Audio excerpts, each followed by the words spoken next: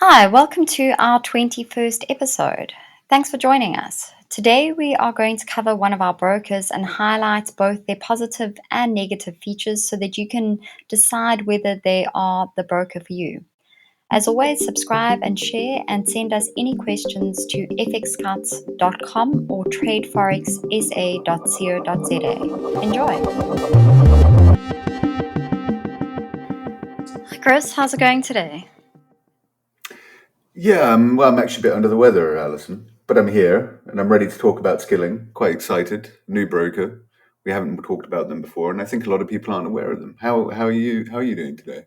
Well, I think I'm better than you are. I'm doing well. I'm sorry to hear you're not feeling well. But It's okay. It happens. yeah, thanks for joining us. Oh, you're most welcome. So, a big welcome to our listeners out there. Today is our 21st episode. And as you mentioned, Chris, we are going to be taking a very deep look at one of our brokers that we've partnered with, Skilling. And as many of you know, we review hundreds of brokers each year. And in our reviews, we highlight the broker's strengths and weaknesses so that you know exactly what you're signing up for when you sign up with the broker. So from the outset, Skilling was founded in Sweden in the summer of 2016 by three Scandinavian tech magnates from Optimize Invest in Sweden. And interestingly, the CEO at the time was Anders Berglund, the former CEO of Google Sweden. And their mission was basically to make trading simple and accessible to everyone in a transparent and secure environment. And in this review, we're going to go through whether they've achieved that so far or not. Yeah, I remember when they first came onto the scene. I must have been first aware of them, maybe not 2016, but 2017, something like that. And I found, their approach to transparency quite refreshing. So it's going to be interesting to see how they're doing a few years on now. But yeah, as you said, they were founded in 2016. Their mission was transparency and security, and to that end, they are well regulated. In 2018, they were offering services across Europe through a CISEC regulated entity. CISEC is the Cyprus Securities Exchange Commission, and one of the foremost Forex broker regulators in the world. And we think they're pretty good. Anybody who's regulated by CISIC has to be, they're heavily audited. And then in 2020, they received a Seychelles FSA, Seychelles license, which they use to offer their services from the rest of the world outside of Europe. And because Skilling is regulated with CISIC, we consider them a safe broker to trade with. The other important thing to know about Skilling, I think a lot of people want to know, apart from regulations, how many assets they have to trade. And they have 850 total, including 73 Forex pairs, which Forex traders will know is more than you'd usually find at other brokers. And then they've got 750 stock CFDs, and then unusually 57 crypto pairs. Which is a lot, but we're seeing this more and more often, aren't we, Alison? We're seeing a lot of brokers pushing dozens of crypto pairs, but it's still an unusually large range generally for the industry. I mean, they've also got, as most brokers do, they carry indices and commodities. No, that is quite a big range for the industry. And I think they've really sort of pushed that agenda with their assets, and we're pretty happy that most traders will be satisfied with that range of assets. People should find what they're looking for there. And another thing that we were also quite impressed by is Skilling's accounts and trading fees. So it has four accounts. Two accounts are commission-free accounts with trading costs included in their spreads. And then it also has two accounts with tighter spreads and a commission per lot, sort of in line with what other brokers do. The commission-free accounts have a lower minimum deposit, and these start at €100, which is reasonable. We think most beginner traders will be able to afford this minimum deposit. And then it also has two premium accounts, which with a minimum deposit of €5,000, which is fairly Whoa. high. Yeah. Yeah, that's a lot.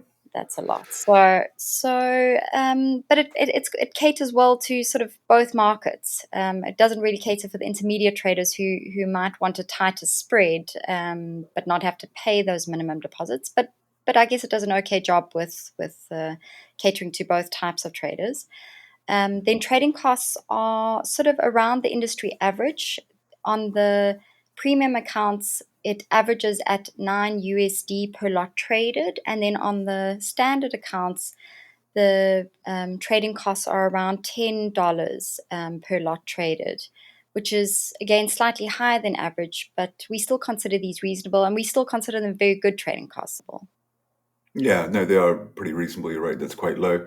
In some reason in my head, I had their premium accounts were at 500 USD minimum deposit, which is more standard for these kind of commission-based accounts that you see in the industry. But 5,000 is it's a lot. It's really catering for more experienced traders on those accounts. Yes. Um, And yeah, probably catering more to the Europeans than the South Africans, I would guess. yeah, absolutely. You're right. That's definitely aiming more at the European market. The skilling, yeah, they've also got a good range of deposit withdrawal methods. We know this is another thing that's important to Forex traders is how quickly and easily you can deposit and withdraw your money. So they do bank transfers, credit, debit cards, and then a lot of different e-wallets. Um, they're pretty standard for like a well-regulated, what we'd consider transparent, good broker. We're very pleased, of course, that there's no fees Mm. for deposits or withdrawals.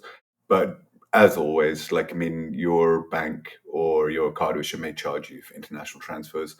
Um, Deposits are generally instant, except bank transfers and debit credit cards, which can take a little bit longer. Withdrawals are processed 24 to 48 hours, which is about the industry average, isn't it, Yeah. Alison? Yeah, it is. Yeah. They're fairly good on their deposits and withdrawals, which is quite welcoming. Yeah, it is. It's good to see, and especially as for a company that bangs on about how transparent and open they are, it's good to see in this case that they actually are. Yeah. Um, they offer 5 different base currencies, so account currencies that you can open accounts in: Euro, USD, Norwegian crowns, Swedish crowns, which kind of belies their Scandinavian roots, and British pounds as well, GBP. And this is, 5 is about average. The important thing is they've got euros and USD there, as most people be, especially outside of Europe, will be opening accounts in USD.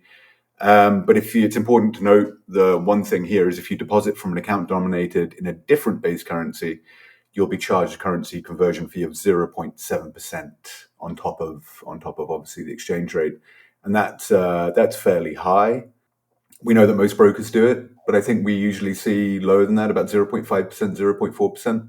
Yeah. Isn't that right, Alison? Yeah. Yeah. So 0.7 is high. So just be aware if you're depositing money, in rand, for instance, from where you are in South Africa, that you're going to be charged a little bit extra on top. Mm. Mm. And then moving on to platforms, we found that it has very good platform support. It offers support for 3 mobile platforms, which is quite rare. Most brokers sort of have 1 or 2 platforms that they support. It has its own in-house proprietary platform, the Skilling Trader. It has NT4 and C Trader, which is your favorite, Chris.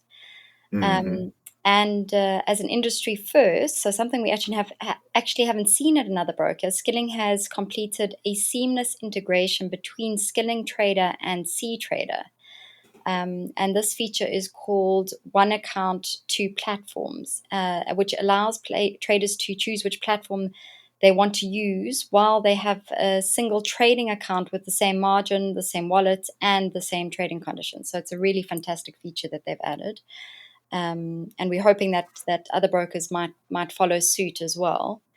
We also really enjoyed using the Skilling Trader. It has an excellent design. It's easy to use, and it's easy to set up, and it has great features.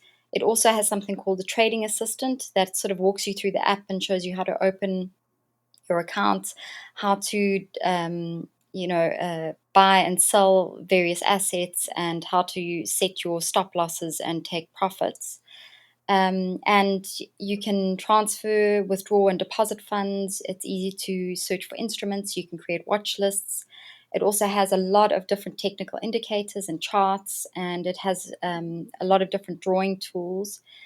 And we found that it's very easy, as I said, with the trading assistant to execute your orders. And then all the education and market analysis materials are also available through the app. So Skilling really has done a good job with creating a comprehensive trading app with all the features you'd basically need for trading on the go.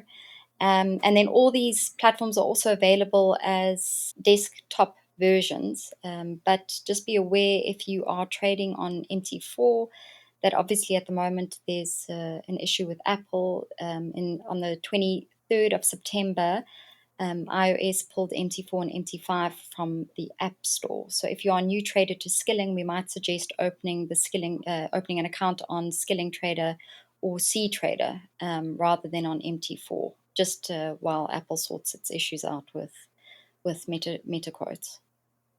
Yeah, and well, or if they sort their issues out with MetaQuotes. Yeah. But yes, I agree. And I know that we were chatting with someone from C-Trader a week or two ago, and they were saying that they had huge surge in interest because a lot of people leaving the MT4 and MT5 iOS apps are beginning to look at C-Trader more seriously, and their app, this Skilling Trader, more seriously. Oh, brilliant. Now that MT4 and MT5 are unavailable on iOS. And I mean, all power to them. Yeah, I mean, as I said, as you said, C-Trader is one of my favorite platforms. I like the way Skilling Trader integrates with it. I think it's fantastic. And I think a lot of MT4, a lot of MT5 users are really will enjoy using it as well. Yeah, absolutely. And they've really done a good job with this app. Yeah. It really is one of the best ones I've sort of used. So yeah. So as you say, Yeah. power to them. Yeah. Now, unfortunately, though, I mean, there are some downsides to Skilling. Now, we found that they have a limited range of trading tools. They have a social trading platform called Skilling Copy, which I think is basically a reskin version of the C-Trader copy functionality. And they also offer MAM accounts, which are personalized asset manager accounts. Skilling Copy is it's fairly standard copy trading platform. Copy trades of professionals on C-Trader, signal providers who are there already. There's anybody who's used a copy trading C-Trader copy will recognize this for what it is. It's very easy to use. There's in-depth performance statistics available to you to allow, you can look at all the different strategy providers, and you can track their record of investments, review performance results, trading styles, and then you can also view their actions, which is really important, I think, for beginner traders, which we talk about a lot. You can actually see how these more experienced strategy providers make their decisions and what the kind of decisions they make, and also how it fluctuates with their profit and losses. Yeah, so it reduces. It's for beginners. Copy trading is a good way to start if you're looking for a way to reduce your time for market research and analytics when you're first starting to trade forex. Yeah, yeah, I agree with that. And as we were speaking about before, Chris, they do offer, well, it's on their website that they offer TradingView. Mm-hmm. But you said before that this is something they've been promising for a while. And they said it's going to come out in October, but we haven't had confirmation of that yet. Yeah, we're recording, what is this, the 11th of October 22. They've got it up on their website, TradingView, but as of yet, there is no integration. And we have been promised soon, haven't we, Alison? Soon. We have been. So let's Yeah. see. Let's see. One thing that we did like is their customer service, which is, again, very important for beginners. It's available phone, live chat, email, English, Swedish, Norwegian, German, and Malay for our Malaysian listeners. And when we wrote up our review, we found that the live chat agents are both responsive and knowledgeable, so they get back to you very quickly, and they know what they're talking about. Yeah. Which is important when you're trying to fix a problem. So yeah, overall, Skilling, I think they've got 4 simple account options. They've got great trading conditions, and are really open. They're really transparent, and that's really refreshing to see. It's really good to see. Free deposits and withdrawals, basically an unassailable range of trading platforms. They've got their own platform integrated to C-Trader, and then they've got C-Trader, MT4, and MT5, anything you wish to use, basically. We'd also like to see their customer service hours. I think are a bit shorter than some of the other brokers. What are they? Are they not open on weekend? on the weekend, Alison. Yes, they're not open on weekend. Yeah, which is a bit of an issue if you're trading one of their 57 crypto pairs. Yeah, so if you, and that's one thing I think the more brokers get into trading crypto and offering crypto, they really need to offer 24/7 support over the weekend because the Yeah, crypto market's over the weekend. And if you don't have, and you're offering all these crypto pairs for people to trade and you don't have that customer service over the weekend, I mean, you have the potential for a lot of very unhappy crypto customers yeah, over your weekend. Yeah, and finally, my only gripe is the really high minimum deposit on the premium account. I think 5,000 is pushing it a bit for a lot of our mm, listeners. mm. Do you think that's fair? A fair summary? Yeah, I do, Chris. I'm not sure if there's anything else I would add. I mean, in general, I do like Skilling, and I do think they're a good Mhm. broker, and I think they've certainly got a lot of potential. They are relatively young in the industry, Yeah. started in Mhm. 2016, but they only sort of started getting their legs in sort of 2018 to 2020. So I think they're going to make strides, and I think in a couple of years we're going to be quite impressed with their improvements. Well, I'm hoping Yeah, so. I hope so. Yeah, exactly. I hope so too. But you're right. I like him too. Cool. All right. Well, next week we're actually going to start a short series on different trading strategies. And the first one we're going to talk about is scalping, which our listeners probably heard of before, and some of you probably even employ it as a strategy. So we're going to talk about what it is, why people do it, and how they do it. We're also going to highlight what you need to be a good scalper, and not just in terms of trading tools and technical knowledge and all that kind of stuff, but also the psychological profile that you need to have to be a good scalper. Which will be fun, won't it, Alison? It will be. I'm looking forward to it. Great. All right, Alison. Well, thank you as always, and Yes. I'll speak to you soon. And I hope you feel better, Chris. Thanks, Alison. Very kind. Bye. Bye.